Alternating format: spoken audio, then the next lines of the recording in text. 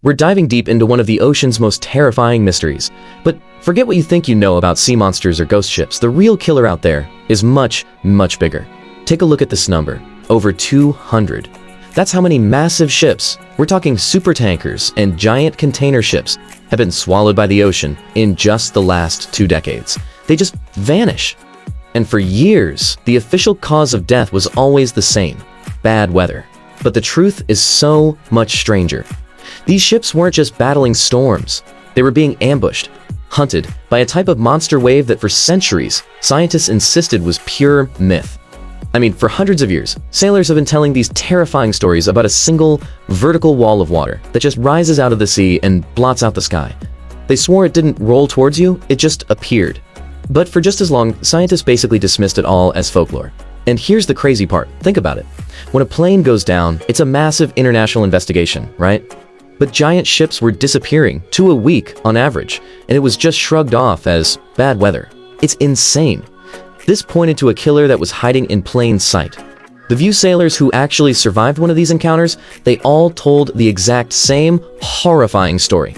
It wasn't a storm of big waves. It was a single, monstrous wave that would slam into their ship out of nowhere. The impact so violent it would shatter bridge windows, fry the electronics, and kill the engines in an instant, leaving a massive ship completely dead in the water.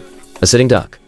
So, the stories were adding up. The body count of sunken ships was piling up. But science needs cold, hard proof. To prove these monsters were real, somebody had to catch one in the act. And then, one day, it happened.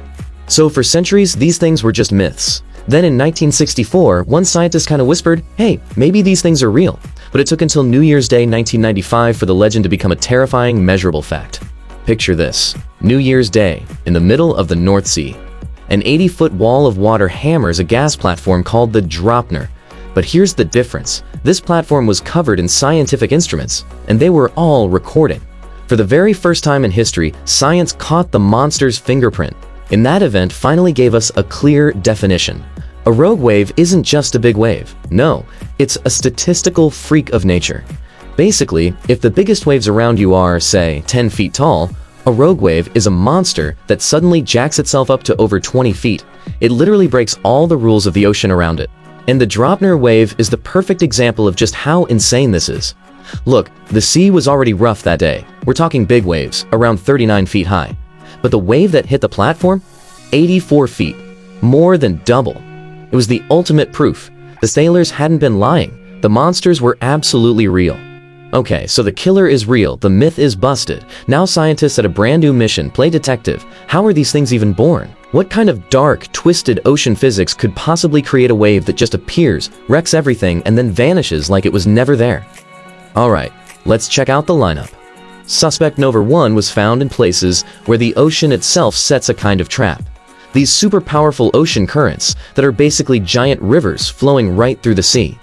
In hotspots like the Agulhas currents off South Africa, you get waves traveling in one direction that smash head-on into this current flowing the opposite way. The current acts like a lens. It squeezes the waves together. They get shorter, much steeper, and all that focused energy has to go somewhere, so it goes up, creating a monster. Okay, on to suspect number 2. This theory says it's not just the currents, but the actual shape of the seafloor itself that can build a monster. Again, the key word here is focus.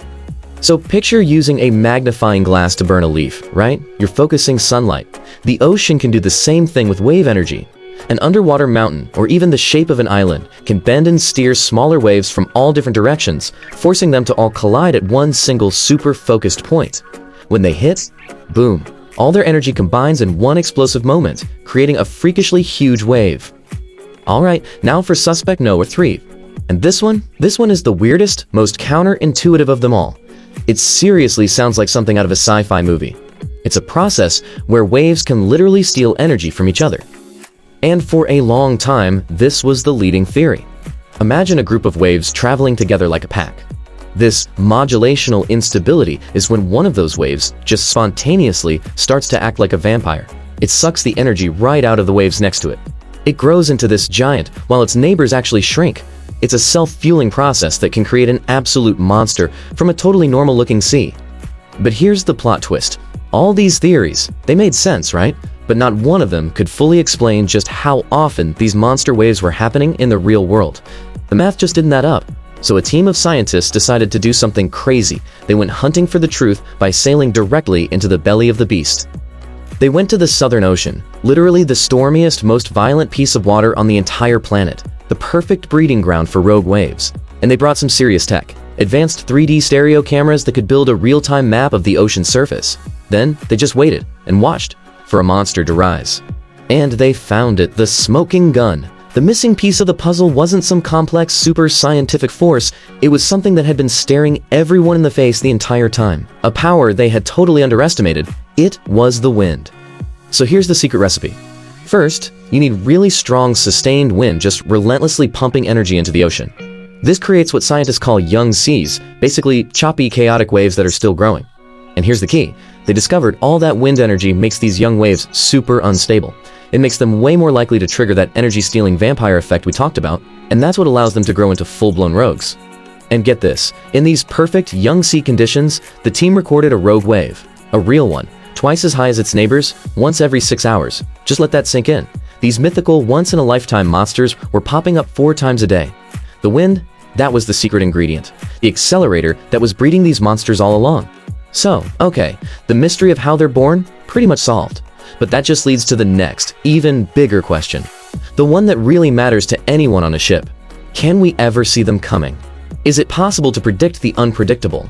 For all of human history, surviving a rogue wave came down to one thing: pure, dumb luck. But now we have a brand new weapon entering the fight. And that weapon is artificial intelligence.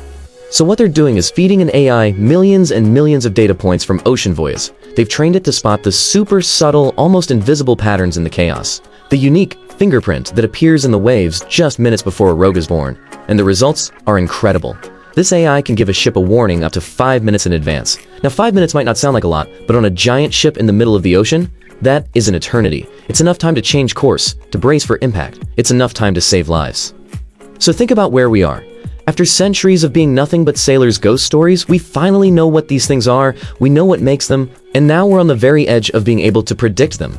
We've dragged this ocean monster out of the darkness and into the bright light of science. But it leaves you with one last, massive thought.